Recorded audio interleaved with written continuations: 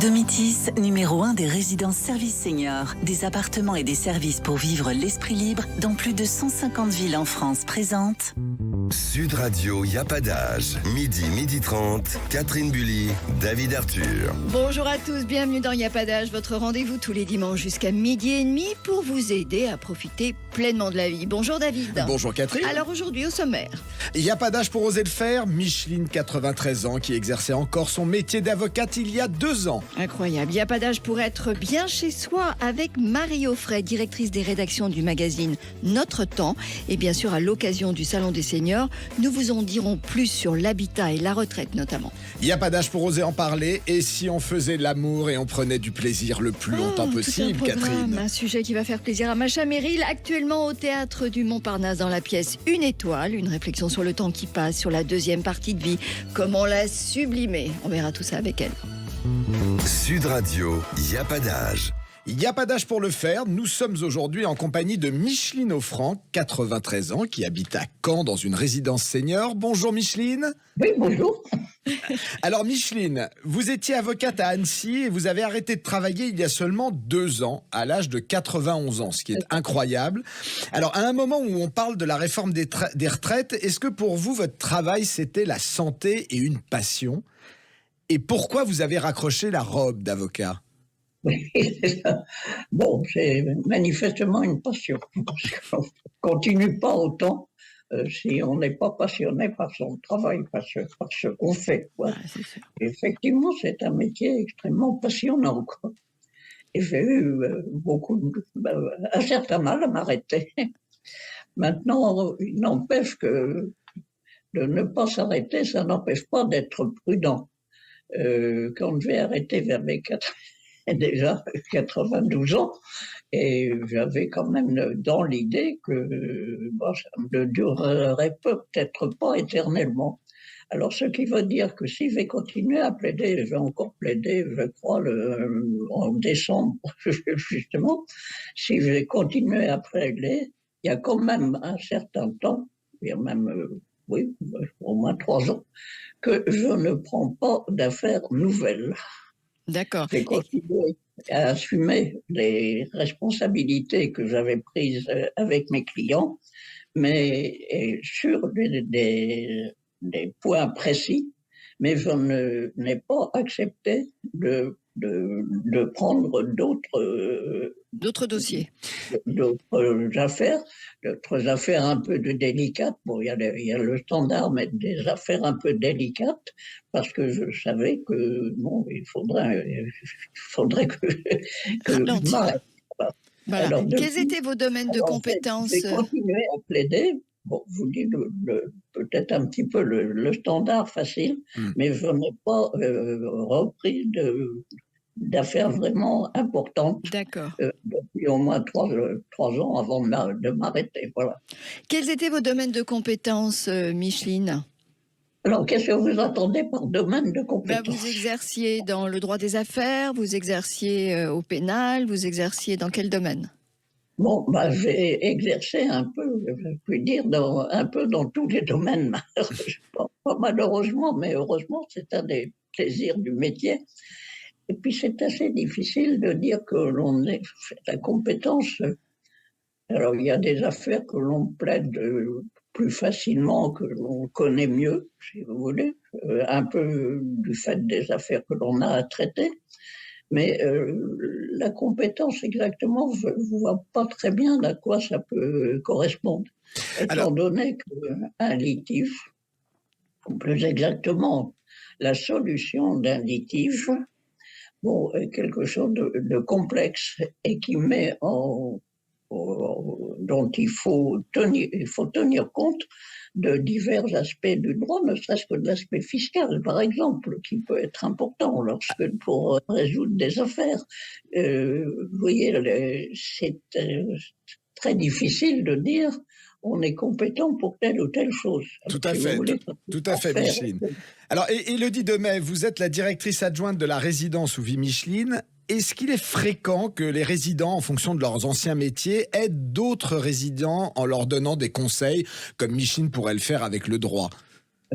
Oui, Non. oui, alors chez nous, chez Domitis, le résident est connu et reconnu, ce qui nous permet, pour créer du lien social et intégrer le résident à la vie de la résidence, nous partageons des moments où les résidents peuvent exprimer leurs compétences, comme les réunions de trucs et astuces, l'animaction. Et par exemple, nous avons un ancien informaticien qui donne des cours d'informatique ou des cours de smartphone aux autres résidents. Nous avons une ancienne prof de français qui fait la dictée du dimanche. Nous avons Madame Offrand qui peut prodiguer des conseils juridiques. Donc, ça permet à chaque résident de se sentir utile dans la vie de la résidence. Et c'est ce que chez nous, on appelle le mieux vivre ensemble. Voilà, on apprend à vivre tous ensemble. Un vivier de savoir et de compétences. Et de compétences. Bon, bah écoutez, merci Micheline et Élodie d'avoir partagé avec nous cette belle leçon de vie et à bientôt. À bientôt à toutes les deux. Si on a compris qu'avec Micheline, il n'y a pas d'âge pour travailler et être passionné, être en forme, ça passe aussi par la qualité de votre habitat, sa fonctionnalité et tout ce que vous allez pouvoir faire pour le rendre plus fonctionnel. Et c'est très important, Catherine. Et dans le cadre du Salon des seniors qui se tiendra à la Porte de Versailles à Paris dès mercredi 22 et jusqu'au samedi qui suit, l'habitat est l'un des thèmes importants qui seront mis en lumière. Marie Offray, bonjour. Vous êtes la directrice des rédactions du magazine Notre Temps qui organise le Salon des seniors. Alors Marie, pourquoi était-ce important de mettre l'habitat en avant cette année ? Cette année, et puis comme toujours, l'habitat, c'est une vraie source d'inquiétude. Et puis paradoxalement, aujourd'hui ou maintenant, d'ailleurs, on s'en occupe toujours un peu trop tard. À 60 ans, on se dit qu'on s'en occupera à 70. À 70, on se dit qu'on s'en occupera à 75. Et puis finalement, on attend toujours un peu trop tard et on prend souvent des décisions en urgence alors qu'il aurait fallu vraiment anticiper le moment où on aménage, le moment où on quitte la maison, le moment où on trouve des solutions. Et finalement, on se retrouve toujours avec un peu le même problème, c'est que ce sont les enfants de la personne âgée qui doivent prendre une décision un peu en urgence. Et c'est toujours des décisions extrêmement douloureuses pour tout le monde. Et puis pourquoi c'est important aujourd'hui comme maintenant, c'est qu'en fait tous les sondages le montrent, vieillir chez soi, c'est vraiment ce à quoi aspirent tous les Français. On a envie de rester chez soi, continuer à vivre sa vie, y compris au grand âge. Or, en fait, l'adaptation des logements ne sont pas du tout au rendez-vous. Il faut souvent faire des travaux pour adapter, sa salle de bain, oui. Le salon démarre mercredi. Est-ce qu'il y a dans le domaine de l'habitat des innovations cette année en particulier ? Dans le domaine de l'habitat, oui. De toute façon, il y a toujours un grand espace dédié à l'habitat au salon, traditionnellement.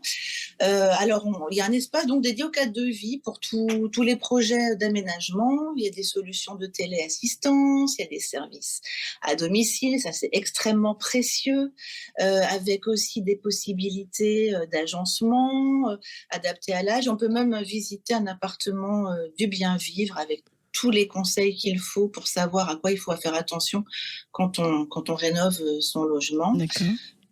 Et puis, par ailleurs, j'y anime aussi vendredi après-midi une conférence sur l'habitat et également tous les conseils. C'est une table ronde où j'accueille 4 personnes, des acteurs principaux de l'habitat, résidence-service, béguinage solidaire, cohabitation intergénérationnelle, etc. Il y a vraiment beaucoup de nouveautés aujourd'hui dans ces domaines-là. Et puis, si je peux continuer sur la question que vous me posiez tout à l'heure, pourquoi c'est important, peut-être encore plus aujourd'hui, c'est que finalement, en janvier 2022, il y a eu le livre Les Fossoyeurs qui est paru avec l'affaire Orpea et le scandale qui en a suivi. Et en fait, très très inquiet des conditions en EHPAD. Alors il faut absolument pas tomber dans l'EHPAD bashing. Il y a des gens très professionnels dans beaucoup d'établissements qui font des choses très bien. Il n'empêche que ce livre a, d'ailleurs pour des bonnes raisons, une vraiment une crise de confiance sur les EHPAD. Et donc, pour les gens, c'est vraiment très, très important de savoir où ils vont finalement vivre leur troisième partie de vie. Ça, c'est vraiment important. Bon, alors, on l'aura compris, si on veut mieux vivre effectivement cette troisième partie de vie et surtout continuer à vivre chez soi, on se rend au Salon des Seniors qui va se tenir à la Porte de Versailles à partir de mercredi et jusqu'à samedi prochain. Il y aura d'autres thèmes importants à aborder, dont celui des retraites, qui est un sujet dont on entend un peu parler en ce moment. Voilà. Et puis, il y a plein d'autres choses que vous allez pouvoir découvrir pour mieux vivre effectivement cette magnifique troisième partie de vie. Merci Marie-Aufray. On se retrouve prochainement dans Y'a pas d'âge avec d'autres conseils que vous viendrez nous donner. Et nous sommes ensemble jusqu'à 12h30 et dans un instant en compagnie de notre sexologue, nous allons tout vous dévoiler pour faire l'amour et prendre du plaisir le plus longtemps possible. Et la divine Macha Merrill sera avec nous. À tout de suite. Domitis, numéro 1 des résidences services seniors, des appartements et des services pour vivre l'esprit libre dans plus de 150 villes en France présente. Sud Radio, Y'a pas d'âge. Midi 30, Catherine Bully, David Arthur. Bienvenue si vous venez de nous rejoindre et merci d'être avec nous dans Y'a pas d'âge comme chaque dimanche jusqu'à 12h30. Elle reprogramme vive pleinement sa sexualité car quel que soit son âge, eh bien c'est bon pour la santé et pour le moral. Et nous aurons l'immense plaisir d'accueillir Macha Merrill actuellement sur la scène du théâtre du Montparnasse dans la pièce Une étoile. Une femme vraie, authentique, drôle et émouvante à la fois nous attend. Sud Radio, Y'a pas d'âge.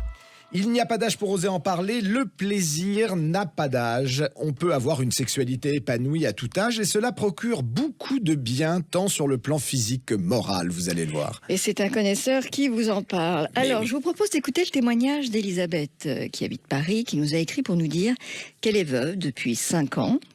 Elle a 74 ans, elle a rencontré un homme de 70 ans qui l'attire beaucoup, mais elle a peur de se retrouver nue face à lui. Alors elle nous demande, est-ce que c'est normal? Est-ce que c'est idiot, docteur? Et pour aider effectivement Elisabeth, nous avons le docteur Céline Candilier, qui est sexologue à Charbonnières-les-Bains et qui est avec nous aujourd'hui. Bonjour, docteur Candilier.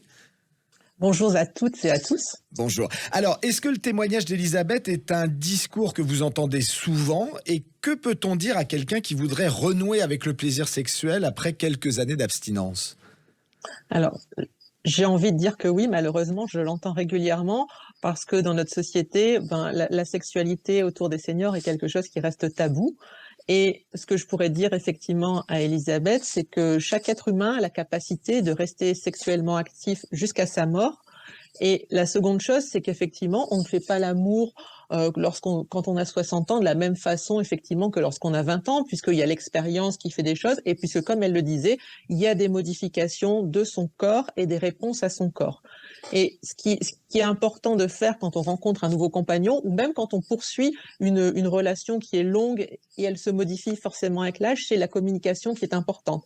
C'est de pouvoir parler de tout ça, de pouvoir échanger et ensuite de dédramatiser quant à l'anxiété de performance. C'est-à-dire qu'effectivement, il y a ça qui en cause bien pour les hommes que pour les femmes. C'est-à-dire, pour les femmes, c'est il va trouver mon corps attirant, par exemple. Et pour les hommes, c'est est-ce que je vais avoir une érection qui va tenir pendant tout le rapport. Et donc, effectivement, il faut enlever cette performance et aussi dire que la sexualité, ce n'est pas que la sexualité avec la pénétration. C'est-à-dire que l'activité sexuelle, c'est aussi de pouvoir faire des caresses, de pouvoir s'apprivoiser, de pouvoir se découvrir, de pouvoir échanger. Et tout ça, ça fait partie de la sexualité. Et c'est bien sûr quelque chose qu'on peut réapprendre au bout de quelques années, quand on a effectivement perdu pour diverses raisons, pour un deuil, pour une séparation, pour diverses choses, qu'on a perdu l'habitude d'avoir des relations sexuelles. Alors c'est vrai que c'est différent à chaque âge, mais c'est vrai qu'il n'y a pas d'âge à la fois pour prendre du plaisir et pour donner du plaisir à quelqu'un. Est-ce que vous êtes d'accord pour dire que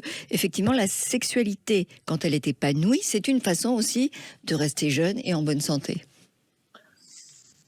Alors clairement, effectivement, la santé, puisqu'on parle de santé sexuelle, la santé sexuelle, effectivement, contribue à une bonne santé physique, à une bonne santé psychique. Et il est important, effectivement, si on le souhaite, parce qu'encore une fois, on n'est pas dans la propagande d'avoir une vie sexuelle à tout prix, si on ne le souhaite pas, mais si on le souhaite, effectivement, il est important important de pouvoir avoir des conseils et de pouvoir mettre en œuvre des choses pour pouvoir avoir une vie intime, puisque effectivement, ça a des fonctions préventives sur les maladies cardiovasculaires, sur effectivement les troubles cognitifs, sur la dépression et sur l'estime de soi aussi. Ça, c'est important, effectivement, par exemple. Alors, vous soulignez tout à l'heure le rapport particulier que les seniors peuvent avoir avec la sexualité. Est-ce que pour vous, on devrait mettre en place une éducation sexuelle pour les seniors ? Alors, je pense qu'effectivement, il y a deux tabous aujourd'hui dans notre société. Il y en a un où on commence un peu à en parler, qui est effectivement l'éducation à la sexualité pour les adolescents, puisqu'on a vu quand ça devenait un sujet quand même en ce moment qui passait beaucoup aux informations dans les médias. Et il y a aussi cette éducation effectivement pour les seniors. Et moi, je dirais même à l'arrivée à la retraite, parce qu'effectivement, c'est un moment charnière pour la vie des seniors. L'arrivée à la retraite, c'est effectivement, quand on parle de vie sexuelle, on parle aussi de vie conjugale ou de couple. Et il y a de plus en plus de nombreux seniors qui se séparent à ce moment-là parce qu'il y a une modification de la vie, c'est-à-dire qu'il n'y a plus d'enfants, c'est-à-dire qu'on est moins en travail, on se retrouve plus ensemble. Et il y a effectivement tout un cheminement à faire sur comment continuer à communiquer ensemble et comment continuer à avoir une vie amoureuse et intime. Et sur le côté plus spécifique de la vie amoureuse et intime, effectivement, il y a tout un accompagnement à faire, je pense, sur les modifications physiques et des sensations aussi que le corps ressent, parce que c'est différent, effectivement. Merci en tout cas. Écoutez, c'est un message plein d'espoir. Oui. Ça nous fait du bien. On vous remercie d'avoir passé ce moment avec nous. On vous libère. Merci beaucoup, Céline. Alors, juste si je pouvais ajouter quelque chose, je défends beaucoup cette cause-là, puisqu'en fait, ça tombe bien, je suis fondatrice en fait de Always Valentine, qui est une plateforme qui va être dédiée en fait à la poursuite ou à la reprise de la vie amoureuse et intime des seniors. Donc aujourd'hui, il y a un site vitrine qui existe, et dès le mois d'avril, en fait, il y aura un site communautaire pour que tous les seniors qui se posent ces questions-là puissent nous rejoindre et puissent échanger sur ça et avoir des modules, comme vous le proposiez, d'éducation à la sexualité. Voilà. On vous retrouve à l'antenne dès le mois d'avril pour en parler. Avec grand plaisir. Merci à tous. Au revoir. Bonne journée. Sud Radio, il n'y a pas d'âge. Et comme tous les dimanches sur Sud Radio, nous avons l'immense plaisir de recevoir notre invitée. Aujourd'hui, il s'agit de la princesse Maria Magdalena Vladimirovna Gagarin, dite Masha Merrill. L'un des regards les plus envoûtants du cinéma français, qui nous donne une belle leçon de vie dans la pièce Une étoile, qui se joue actuellement au théâtre du Montparnasse. Bonjour Masha. Bonjour, c'est gentil de me présenter en russe. N'est-ce pas ? Et il n'est pas mauvais votre accent, c'est pas mal. Écoutez, je vais venir vous voir pour approfondir mes connaissances. En tout cas, on est vraiment, vraiment très heureux de vous avoir. Très, très heureux de vous avoir. Et vous savez, pour moi, vous êtes une femme, je dirais, en accord avec elle-même. Posée. Mais je vais vous dire, je suis en accord avec votre titre, surtout. Il n'y a pas d'âge. Vous êtes d'accord avec ça ? Absolument, parce que je pense que la vie est un continuum de surprises, de belles choses, de moins belles, mais en tout cas, c'est passionnant tout du long. Et ça n'arrête pas. Vous avez une belle philosophie de vie, je trouve. Toujours souriante. Vous savez, d'abord, je ne suis pas seule, mais je suis un peu typique de ma génération. Les femmes qui ont connu 68 et qui ont connu les grands changements de l'émancipation des femmes, c'est-à-dire que les jeunes là, ne se rendent pas compte, mais c'est nous qui avons ouvert la route, parce que tout de suite après la pilule, l'interruption de grossesse et surtout le plus important, l'accession des femmes à des métiers qui ne leur étaient pas réservés. Oui. Tout à fait. Ça changeait le monde. Mais partout, pas qu'en France. En France, on n'était pas mauvais, on était parmi les premiers. Mais quand même, ça a touché évidemment une génération précise, qui est la mienne. Alors c'est pour ça que je suis gonflée, qu'est-ce que vous voulez que je vous dise ? Parce que j'ai l'impression d'avoir fait quelque chose. Mais il faut être gonflé. Eh bien écoutez, on va en parler justement, parce que dans votre pièce Une étoile, vous mettez en avant le fait qu'il n'y a pas d'âge pour réinventer sa vie et la rendre toujours meilleure. Alors quel conseil vous donneriez aux femmes qui nous écoutent pour que leur vie soit plus épanouie encore ? Ah ben voilà, alors c'est-à-dire, à tout moment, il faut échapper au réel. Qu'est-ce que c'est ? C'est la culture, c'est la poésie, c'est le rêve. C'est le cinéma, c'est le théâtre. C'est-à-dire, chaque fois que la vie est un peu ennuyeuse, un peu barbante, un peu répétitive, il faut s'envoler avec, justement, ce qu'on appelle l'art. C'est là notre fonction, c'est ça que nous faisons, nous les artistes. Nous vous proposons des voies d'échappatoire, des façons de vous envoler. Pourquoi est-ce qu'on a tellement de succès ? Pourquoi est-ce que les gens nous aiment ? C'est parce que c'est ça, Alors, il y a des gens qui le font bien, des gens qui le font moins bien. Il y a des gens qui vous proposent des choses infaisables ou des choses tristes. Et puis, il y a d'autres, comme moi, j'espère, qui vous donnent un peu de joie de vivre. Et je pense que toutes les situations sont, même les plus insolubles, même la maladie, même les malheurs les plus grands, il y a un petit coin de soleil possible. Bien alors sûr. voilà, c'est ça que je prône. Mais alors, d'abord, parce que ça a à voir quand même avec la vie de tout le monde, c'est que tout le monde vieillit. Oui. Tout le monde a tout d'un coup des petits bobos. Quoi qu'il arrive, on y passe. Quoi qu'on fasse, on y est tous à la même Absolument. enseigne. Hein. Et puis, il y a aussi les générations qui changent. C'est-à-dire, tout d'un coup, dans ma pièce, ce qui est intéressant, c'est que entre une mère et un fils, il y a un moment où le fils devient le père de la mère. C'est-à-dire que c'est lui qui gouverne. Et c'est dans toutes les familles, ça. C'est-à-dire où tout d'un coup, il y a l'écart de génération s'inverse. Et à ce moment-là, quand on est un peu, justement, plus âgé et qu'on est un peu en position de faiblesse, on essaye de reprendre le pouvoir par d'autres façons, par d'autres... Alors, il y a ceux qui deviennent un peu revêches, et ça, c'est pas bien. Et puis, il y a ceux qui, au contraire, font des propositions qui plaisent aux jeunes, qui les enchantent. Eh bien, j'espère être dans la deuxième catégorie. Vous avez compris. Voilà. Mais est-ce que justement votre vie de femme n'a pas toujours été plus importante que votre carrière, malgré... C'est la même chose. Comment pouvez-vous faire une différence entre, c'est le grand débat actuel, hein, entre la vie qu'on choisit de faire à travers un travail, à travers une profession, et la vie personnelle. Tout ça est étroitement lié. D'ailleurs, les mariages et tout ça se font très souvent à l'intérieur d'une profession. Les gens se marient entre eux dans les bureaux, les médecins se marient avec des médecins, les artistes se marient entre eux, parce que c'est la même chose. Vous ne pouvez pas faire une différence, dire ah ben d'un côté j'ai ma vie de femme, et puis pof, là je monte dans une scène et je suis une autre personne. Alors, en revanche, Macha Merrill, il y a juste une chose, un mot de la fin qui m'intéresse, c'est quand je regarde votre carrière, vous avez toujours prôné des allusions au corps, à la nudité, au plaisir charnel. Est-ce que finalement, vous n'avez pas fait de la sensualité et de la séduction les deux étendards de votre vie ? Mais pas plus que quelqu'un d'autre. Je pense que, je suis à peu près normale. Et je pense d'ailleurs, si vous observez les enfants attachent une très grande importance au corps, à leur physique, à la façon dont ils se présentent, aux fringues, et également à l'effet qu'ils font sur les autres, les changements de coiffure, tout ça. Plus que nous, parce que nous, après ça, on se domestique un peu, on se règle. Tandis que ça fait partie de la nature humaine, d'étudier ces sensations. Vous savez, le monde, on l'appréhende avec pas beaucoup de moyens. Les 5 sens, c'est assez faible. La vue, l'audition, le toucher, les trucs, c'est pas grand-chose. Par rapport aux oiseaux qui voient à 3 km et aux autres animaux qui ont le flair et qui sentent des choses à des kilomètres, on est un peu faible, nous, on est un peu pauvre.